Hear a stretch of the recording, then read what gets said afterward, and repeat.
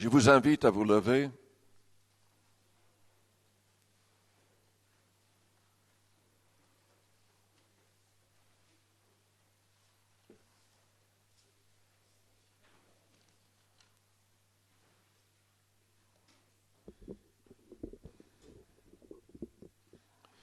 Je vais lire un passage dans l'Évangile selon Jean, au chapitre 19 et au verset 32.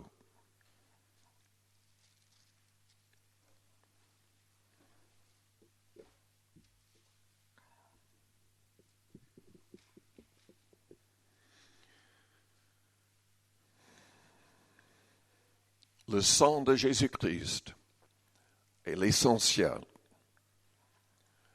L'essentiel qui manque dans toutes les autres religions du monde.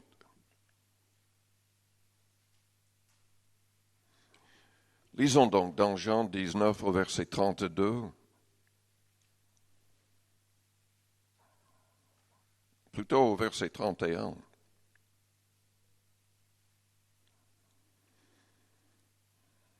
Dans la crainte que les corps ne restent sur la croix pendant le sabbat, car c'était la préparation, et ce jour de sabbat était un grand jour, les Juifs demandèrent à Pilate qu'on rompît les jambes aux crucifiés et qu'on les enlève. Les soldats vinrent donc et ils rompirent les jambes au premier, puis à l'autre qui avait été crucifié avec lui. S'étant approchés de Jésus et le voyant déjà mort, ils ne lui rompirent pas les jambes. Mais un soldat lui perça le côté avec une lance, et aussitôt il sortit du sang et de l'eau. Celui qui l'a vu en a rendu témoignage, et son témoignage est vrai, et il sait qu'il dit vrai, afin que vous croyiez aussi. Ces choses sont arrivées, afin que l'Écriture fût accomplie.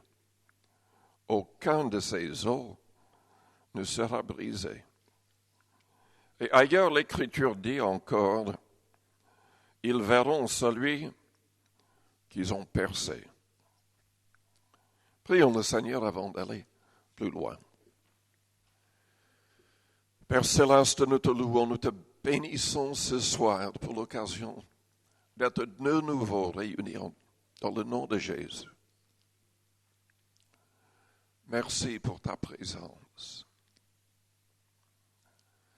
Merci de nous parler dans nos cœurs et nos consciences. Que notre foi puisse grandir. Que nous puissions recevoir de ta main tous tes bienfaits, selon toutes tes promesses. À toi toute la gloire et l'honneur. Au nom de Jésus. Amen. Vous pouvez vous asseoir.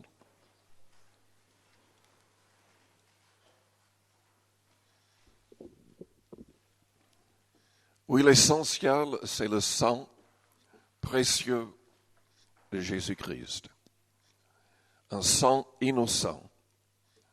La Bible nous dit dans Hébreux 9 au verset 22, sans effusion de sang, il n'y a pas de pardon.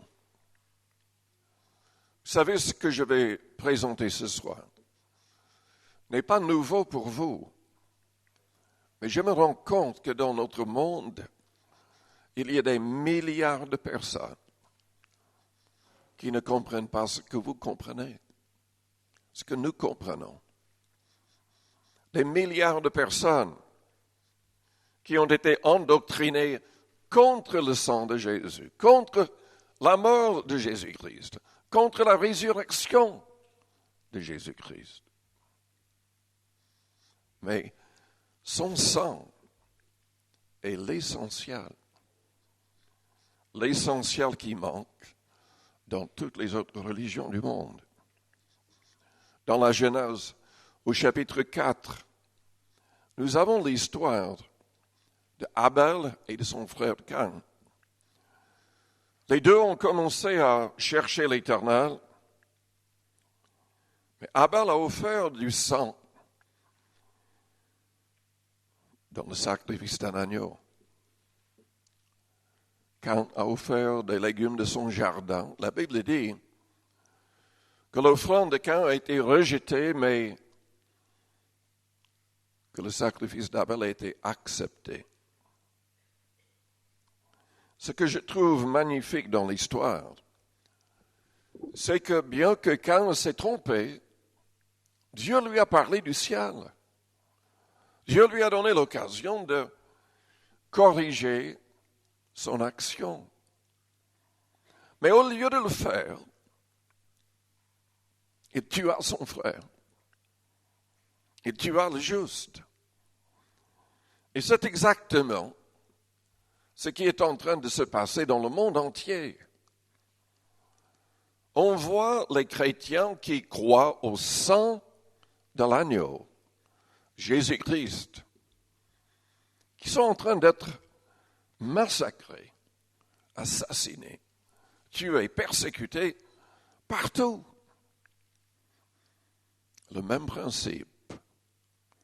Le premier meurtrier, un meurtrier religieux. Sans doute, bien que la Bible n'en parle pas, il était influencé par l'adversaire de nos âmes, le diable. La Bible souligne à maintes reprises que le sang est essentiel. Dieu a choisi le sang dès le départ comme moyen de l'expiation de nos péchés.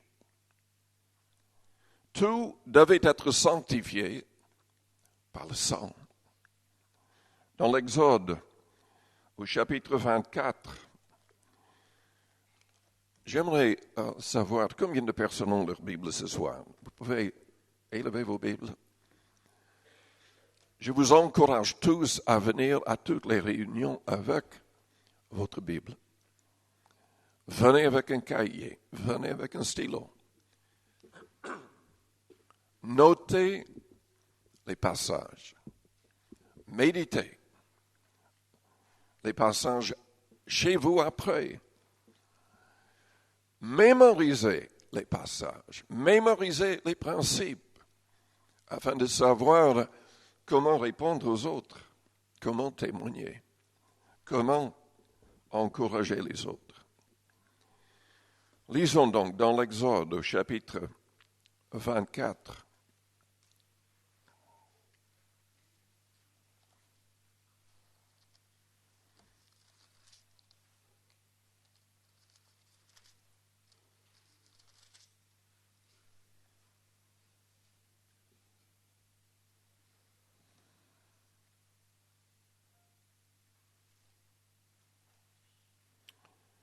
Au verset 8.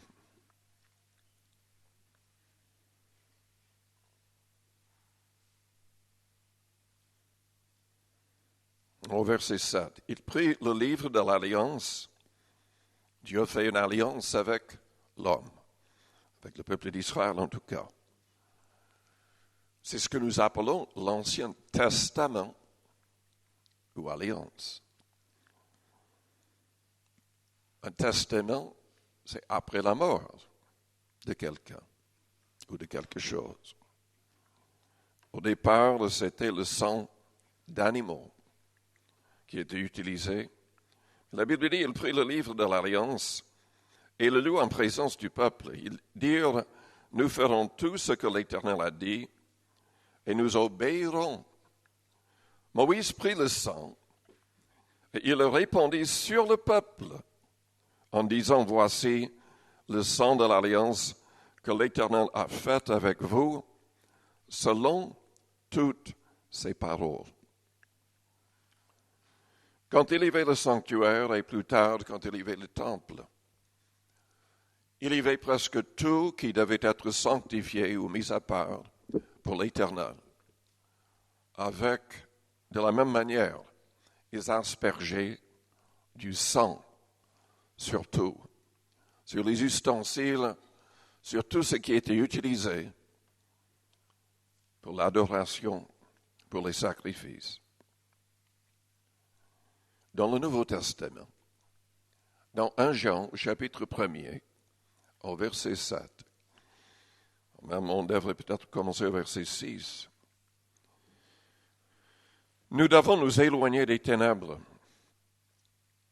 Nous devons marcher dans la lumière comme il est lui-même dans la lumière. Alors nous serons mutuellement en communion et le sang de Jésus-Christ nous purifiera de tout péché. C'est spirituellement, plutôt spirituel, mais le sang de Jésus-Christ doit être appliqué à nos vies comme c'était le cas pour la première alliance. Nous participons à son sang en prenant la Sainte Seine.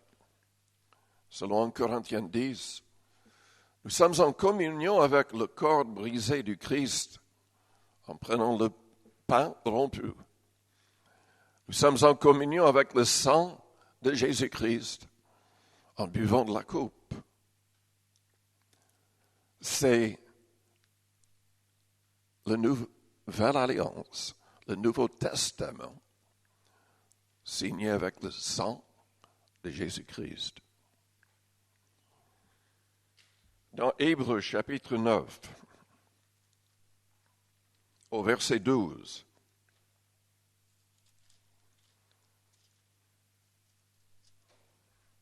nous lisons, et il, c'est-à-dire Jésus-Christ, est entré une fois pour toutes dans le lieu très saint, non avec le sang des boucs et des veaux, mais avec son propre sang, ayant obtenu une rédemption éternelle.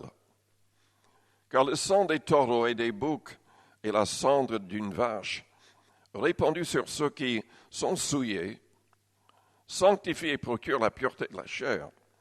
Combien plus le sang de Christ, qui par l'Esprit éternel s'est offert lui-même sans tache à Dieu, purifiera-t-il votre conscience des œuvres mortes, afin que vous serviez le Dieu vivant. Quand nous lisons au chapitre 10, c'est souligné de nouveau que le sang des animaux ne pouvait pas vraiment ôter le péché.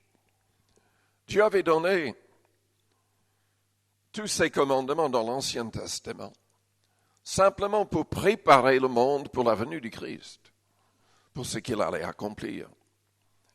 Parce que c'est lui, l'agneau de Dieu, qui ôte le péché du monde.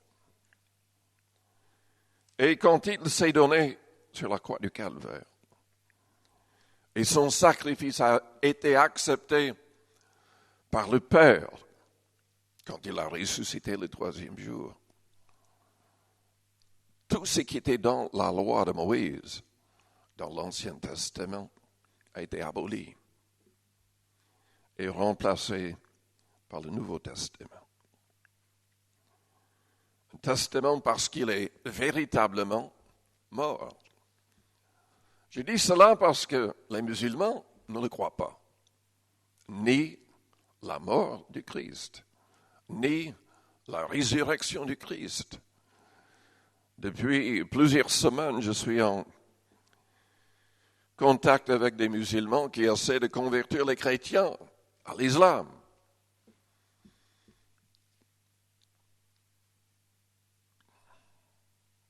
Ils sont tellement aveuglés, tellement endoctrinés. Ça m'attriste au plus haut degré. Et je voudrais vous encourager à prier pour les musulmans. Parce que vous savez, ils ont quand même beaucoup de bonnes choses. Et ils sont prêts à servir Dieu si leurs yeux pouvaient s'ouvrir, à le servir correctement. Ils ont tellement de bonnes choses, mais l'essentiel manque. Ils croient en Jésus. En tout cas, le Jésus qui est dans le Coran. Ils croient qu'il est le Messie. Ils croient qu'il va revenir. Mais l'essentiel dans la Bible, c'est la mort et la résurrection du Christ. Ils sont endoctrinés pour ne pas croire dans la Trinité, que Dieu n'a pas de fils. Ils voient Jésus-Christ comme un simple prophète. Mais la Bible dit que l'essentiel, c'est son sang innocent qui nous purifie de toute iniquité. La Bible dit qu'il est mort pour nos péchés, lui qui était sans péché. Et sa résurrection était pour notre justification. Ceux qui croient deviennent justes comme s'ils n'avaient jamais péché. Par le simple fait de croire, on est justifié. Selon Romains chapitre 5, verset 1er, le verset, je crois que c'est soit 7 ou 17. C'est grâce à notre foi dans son sang que nous sommes justifiés. C'est grâce à notre foi dans son sang que nous serons sauvés de la colère à venir. Les musulmans ont été trompés. Mahomet a été trompé. Il y avait un ange. Mais dans l'histoire, il y avait plein d'anges qui ont trompé toutes sortes de personnes. On peut croire en Christ. On peut croire dans beaucoup de choses qu'il a enseignées et ne pas au ciel. Quand la Bible dit que nous devons confesser que Jésus est le Fils de Dieu pour que Dieu demeure en nous et nous en Dieu. Nous devons surtout, selon Romains, chapitre 10, à partir du verset 9, croire avec tout notre cœur que Jésus est véritablement ressuscité d'entre les morts. Évidemment, la Bible enseigne aussi qu'il est Dieu. Il n'est pas le Père, mais il est un avec le Père. Et la Bible dit qu'il est assis avec son Père à droite sur son trône. Et que tous ceux et celles qui sont dans le ciel l'adorent. Et un jour, selon Philippiens chapitre 2, toute langue confessera que c'est lui le Seigneur. Et comprenez bien que ce mot Seigneur se réfère au nom de Dieu utilisé partout. C'est traduit malheureusement dans nos Bibles par l'Éternel. Je dis malheureusement parce que ce n'est pas ce qui est marqué en hébreu. Louis II a inventé ce nom. Dieu est éternel, c'est vrai, mais ce n'est pas son nom. Personne ne sait comment prononcer le nom de Dieu qui est utilisé dans l'Ancien Testament. Il n'y a que YHWH en hébreu. Et les Juifs ne savent même pas de prononcer le nom. Ils disent, quand ils lisent dans l'Ancien Testament, ils disent Adonai, qui signifie quoi?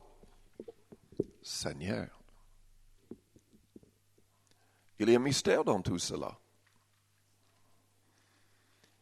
Parce que si vous lisez Zacharie chapitre 14, nous voyons une description du retour du Christ pour sauver un reste en Israël. La Bible dit qu'Israël va être attaqué par une armée composée de toutes les nations.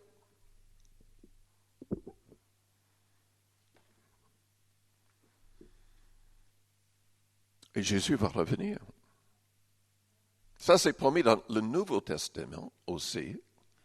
Mais dans Zacharie, c'est marqué que ses pieds de Adonai, ou l'Éternel, vont se poser sur la montagne des oliviers.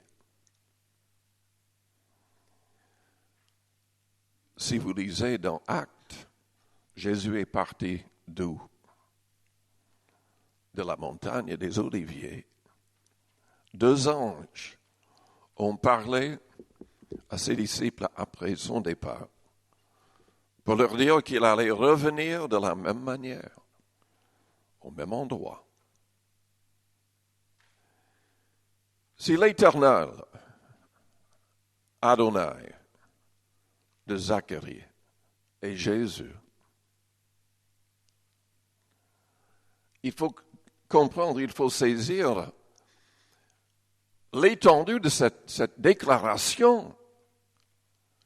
Quand le Nouveau Testament dit qu'il est Seigneur, selon Éphésiens 4, il n'y a qu'un seul Seigneur. Il y a Dieu, il y a un seul Seigneur.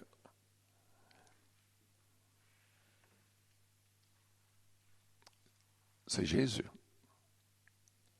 Vous remarquerez dans les écrits des apôtres qu'après sa résurrection, il prend grand soin, non pas en l'appelant Jésus, mais le Seigneur Jésus.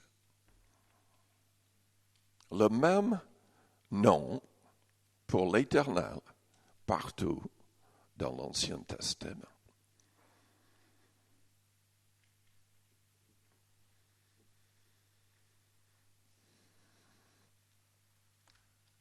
Revenons au sang. Tout homme a besoin du sang de l'agneau qui ôte le péché du monde, Jésus-Christ.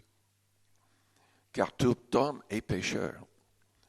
Tout homme est déjà condamné à cause de ses fautes. Une seule faute, selon Jacques 2, verset 10, et nous sommes aussi coupables que les autres. Nous serons aussi condamnés. Tout homme a besoin du sang pour que ses péchés soient effacés. Demander pardon à Dieu sans croire dans le sang de Jésus-Christ ne sauvera personne. Malheureusement, dans le contexte des autres religions, c'est ce qui est enseigné en général. Oh, ils ont peut-être l'idée aussi que si leurs bonnes œuvres dépassent leurs mauvaises œuvres, Dieu va les accepter. Ou s'ils ont une certaine justice personnelle, Dieu va les accepter. Mais la Bible dit que non. La Bible dit que toute l'humanité est déjà condamnée, à moins de croire en Jésus-Christ, à moins de placer toute sa confiance dans son sang versé au calvaire. Personne ne sera sauvé.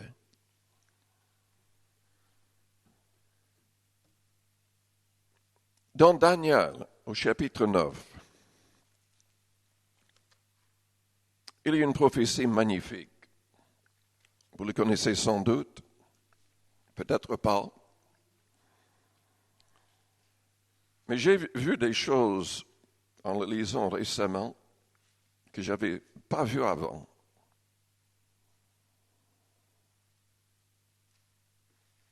Je voudrais lire à partir du verset 21, ou 20 plutôt. Daniel 9 au verset 20. Je parlais encore, je priais, je confessais mon péché et le péché de mon peuple d'Israël. Et je présentais mes supplications à l'Éternel, mon Dieu, en faveur de la sainte montagne de mon Dieu. Je parlais encore dans ma prière quand l'homme Gabriel, que j'avais vu précédemment dans une vision, s'approcha de moi d'un vol rapide au moment de l'offrande du soir.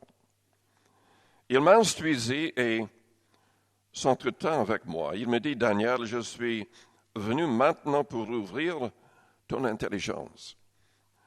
Lorsque tu as commencé à prier, la parole est sortie et je viens pour te l'annoncer, car tu es un bien-aimé. Sois attentif à la parole et comprends la vision. 70 semaines ont été fixées sur ton peuple et sur ta ville sainte, pour faire cesser les transgressions et mettre fin au péché, pour expier l'iniquité et amener la justice éternelle, pour sceller la vision et le prophète et pour oindre le sang des saints. Sache-le donc et comprends, depuis le moment où la parole a annoncé que Jérusalem sera rebâtie jusqu'à loin, vous comprenez, le mot « loin », c'est un synonyme pour le Christ et pour le Messie. Les trois mots signifient « loin ». Les rois et les prophètes étaient loin. Nous sommes loin quand le Saint-Esprit vient sur nous avec toute sa puissance. Depuis le moment où la parole a annoncé que Jérusalem sera rebâtie jusqu'à loin au conducteur, il y a 7 semaines, dans 62 semaines, les places et les fossés seront rétablis, mais en des temps fâcheux. Après les 62 semaines, un roi sera retranché et il n'aura pas de successeur. Je n'ai pas encore utilisé avec mes amis musulmans tout ce que je viens de saisir en le lisant. Je vais le faire. Pour ceux qui ne comprennent pas ce que je viens de lire, la Bible en hébreu, les prophètes parlaient souvent, non pas uniquement d'une semaine, mais quand ils parlaient de semaine, il s'agissait de semaines, d'années. C'est-à-dire, si on multiplie par 7, on arrive à des dates qui correspondent à l'époque de Jésus-Christ. Car ici, il parle du fait qu'il avait commencé à calculer à partir du moment où il y avait un décret annonçant que les murailles de Jérusalem seraient reconstruites. C'était en 457 avant Jésus-Christ. Quand on calcule en multipliant par 7, il y a 483 ans. Quand on additionne, on arrive à l'année où Jésus-Christ a été baptisé, où le Messie a commencé. Et ce que je souligne dans ce passage, pour les musulmans surtout qui ne croient pas à sa mort, c'est que cette prophétie dit clairement que le Messie devait être retranché. Le mot retranché dans l'Ancien Testament a été utilisé toujours pour une exécution, pour la mort, pas dans le sens de mettre quelqu'un à part, mais qu'il soit tué. C'est clair que le Messie devait être tué. Et il est mort, selon les prophéties pour nous. Mais au début, l'ange Gabriel a dit à Daniel, c'était pour faire cesser les transgressions et mettre fin au péché, pour expier l'iniquité et amener la justice éternelle, pour sceller la vision et le prophète et pour oindre le sang des saints. Pour quelle raison est-ce que Jésus est venu? Pour anéantir le péché. Pour faire l'expiation pour nos péchés. Se donner à notre place. Amener la justice éternelle. Il y a des gens qui jouent avec les mots, disant que Ça n'a aucun sens que Dieu permette que son Fils meure pour nous. Il n'avait qu'à pardonner. Mais Dieu est juste. Imaginons un instant, un juge. Vous êtes devant ce juge parce que votre femme a été violée, tuée. Vos enfants ont été tués par un homme qui entre. Ce même homme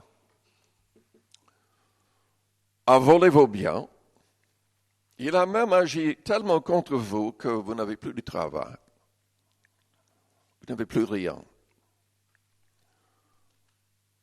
Vous entrez devant le tribunal pour accuser cet homme. L'homme dit au juge, « Je suis désolé. » Et donc le juge le laisse partir, comme ça. Aucun problème.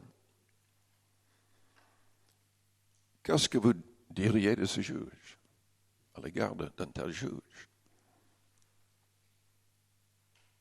Est-ce que vous seriez content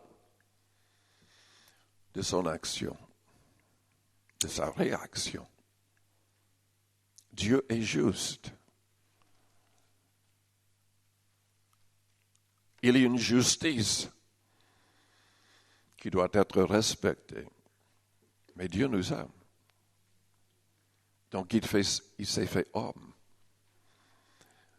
Il a été tenté comme nous en toutes choses, mais sans commettre de péché. Et il s'est donné volontairement sur la croix du Calvaire. Il y a plein de gens qui ne veulent pas comprendre, mais c'est la réalité. Dieu nous a tant aimés qu'il a donné son Fils unique, afin que quiconque croit en lui ne périsse point, mais qu'il ait la vie éternelle.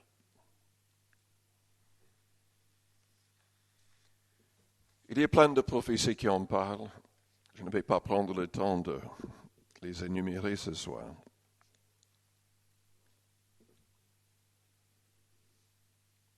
Peut-être que je vais lire quand même un passage où Jésus-Christ a parlé lui-même, dans Matthieu 27. Matthieu 27.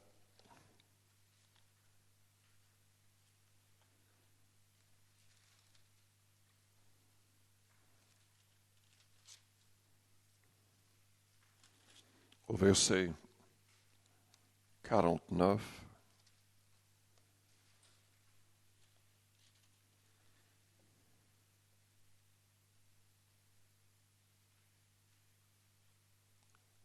Excusez-moi, je n'ai pas le bon passage.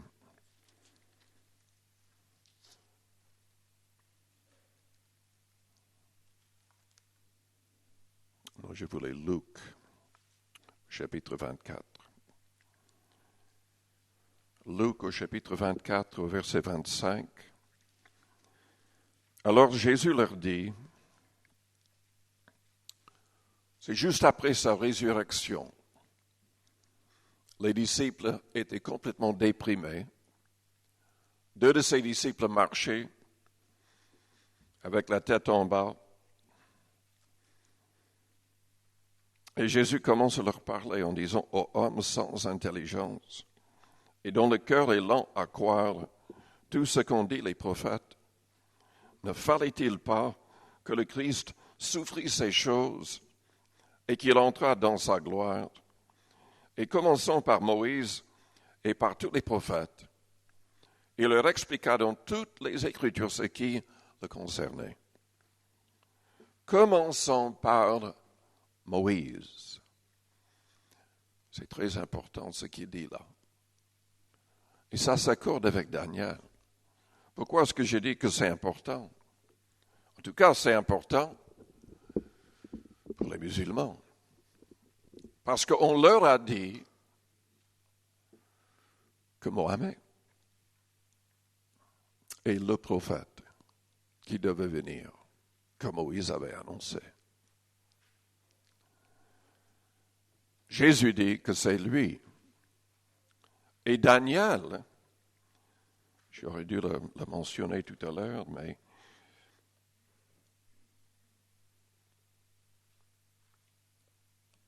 après les 62 semaines, un roi sera retranché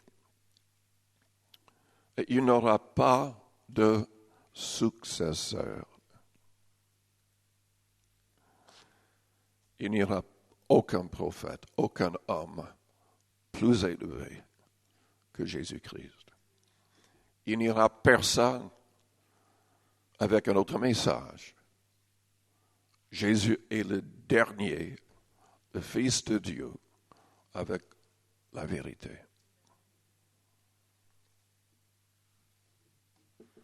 Revenons à Matthieu 24 pour terminer ce qu'il a dit, ou Luc plutôt, Luc 24.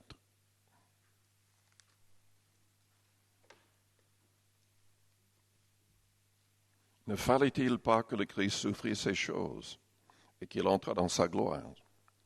Et commençons par Moïse et par tous les prophètes. Il leur expliqua dans toutes les Écritures ce qui le concernait. Ensuite, au verset 44, puis il leur dit, c'est là ce que je vous disais lorsque j'étais encore avec vous, c'est-à-dire en vie, avant sa crucifixion, qu'il fallait que s'accomplisse tout ce qui est écrit de moi dans la loi de Moïse, dans les prophètes et dans les psaumes.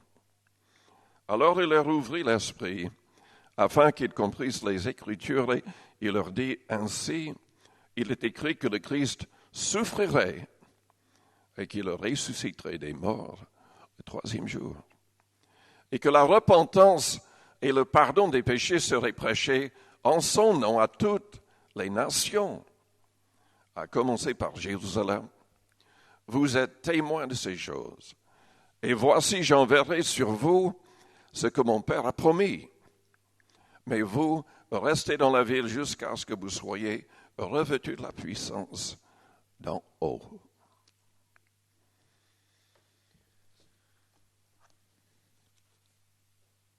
Je vous invite à fermer vos yeux, à courber vos fronts.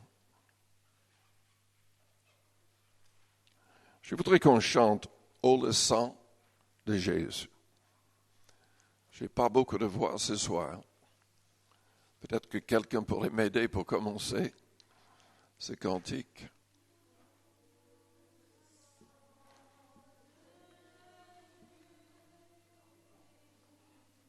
C'est bien, allez-y.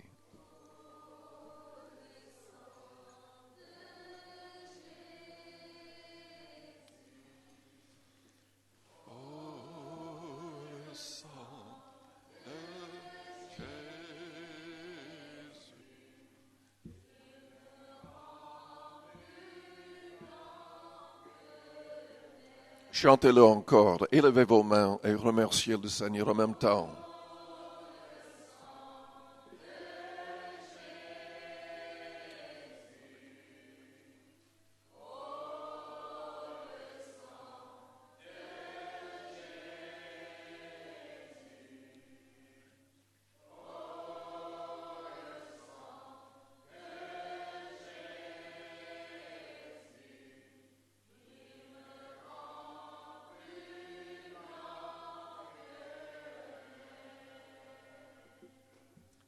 Avec les yeux toujours fermés, je vous demande, est-ce que vous avez placé toute votre confiance dans le sang de Jésus-Christ?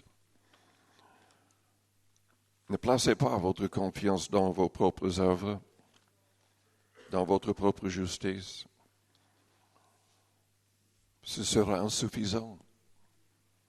Il n'y a que le sang de Jésus qui peut nous purifier de toute iniquité. Ce qui plaît à Dieu, ce qui nous justifie, ce qui nous rend justes, c'est le fait de croire. Le simple fait de croire avec tout notre cœur et de vouloir lui être agréable. Non, nous ne serons jamais parfaits ici-bas. Mais aux yeux du Père, nous sommes parfaits. Grâce au sang de Jésus. Grâce à notre foi dans le sang de Jésus.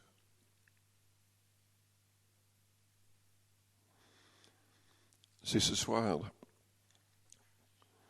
vous voulez placer votre confiance pleinement, uniquement, dans le sang de Jésus, et vous avez besoin de prière, pendant que les yeux restent fermés, faites-moi signe, et je prierai pour vous.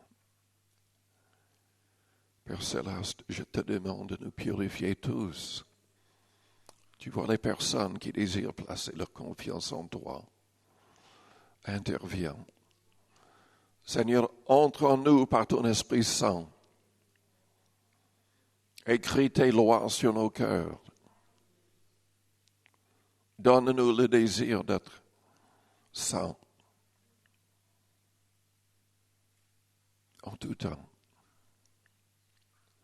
Que nos yeux soient fixés sur Jésus-Christ, lui qui a lutté jusqu'au sang contre le péché, pour l'anéantir, pour nous motiver à l'abandonner. Seigneur, purifie-nous de toute iniquité et donne-nous la force de vaincre le péché. Au nom de Jésus.